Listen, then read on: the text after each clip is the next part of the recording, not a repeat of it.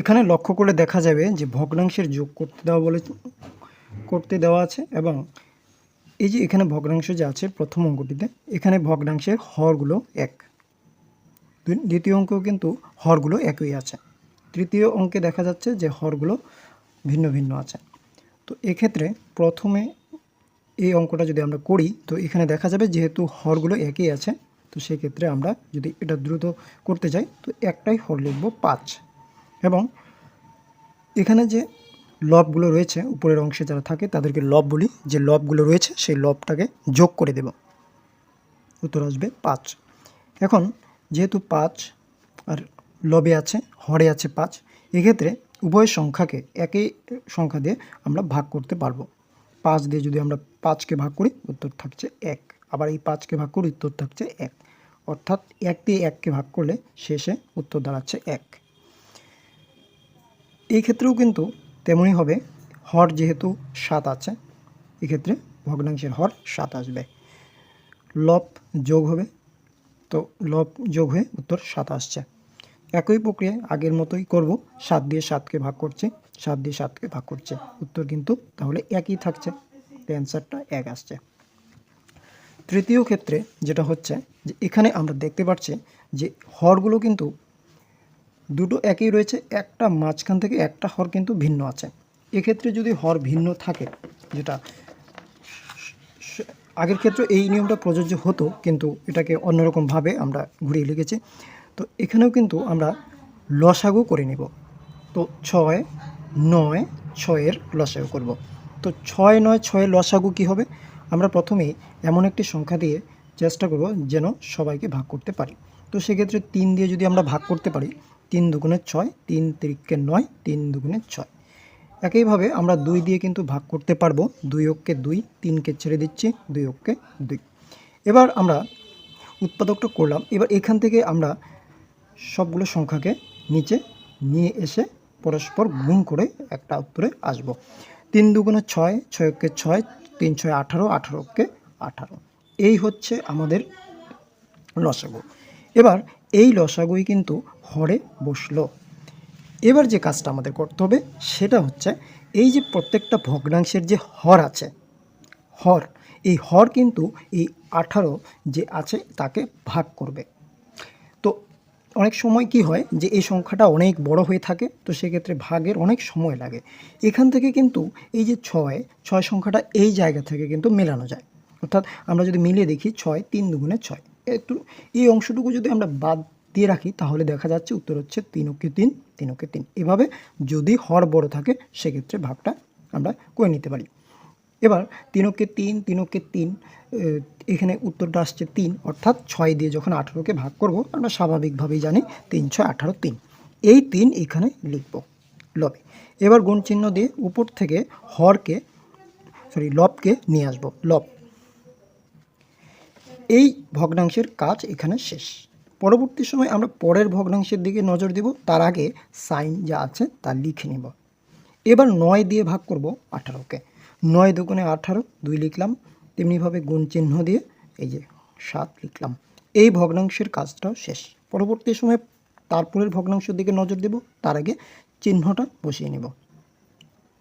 এবার দিলাম 6 দিয়ে ভাগ করছি 18কে, 6 3 6 18, 3 গুণ চিহ্ন দিয়ে 2। তাহলে এই জায়গাটা স্পষ্ট হওয়া যাক যে হর দিয়ে ভাগ করছে হরকে, হর দিয়ে হরকে ভাগ করছে এবং ভাগফলের সাথে আবার লবকে গুণ করছে। প্রত্যেক ক্ষেত্রেই কিন্তু একই কাজ করে যাচ্ছে, এখানেও কিন্তু সেই একই কাজটা করে যাচ্ছে, এখানেও এই কাজটাই করে ফেললাম। এবার এর পরের পর্বে যে কাজটা হচ্ছে সেটা হচ্ছে হরটাকে অপরিবর্তিত অবস্থায় রেখে দেব, হর যা আছে তাই থাকবে, কারণ এখানে হরের সাথে কোনো কিছু নেই, যোগ বিয়োগ গুণ ভাগ কিচ্ছু নেই। তো এখানে কিন্তু আমরা একটা জিনিস দেখতে পাচ্ছি, সরল অঙ্ক। এখানে দেখতে পাচ্ছি গুণ আছে, যোগ আছে, এই জায়গায় যদি কোনো অসুবিধা হয় এই জায়গাটা স্পষ্ট করতে দেখতে হবে। এখানে গুণের কাজটাই আগে সারতে হবে, এই গুণের কাজটা। এই যে যোগ চিহ্নগুলো এগুলো কিন্তু এখন না, পরবর্তী সময়ে। তো গুণের কাজটাই আগে করব। এখানে 3 5 15 লিখলাম 15, 7 দুগুণে 14 লিখলাম 14, 3 দুগুণে 6।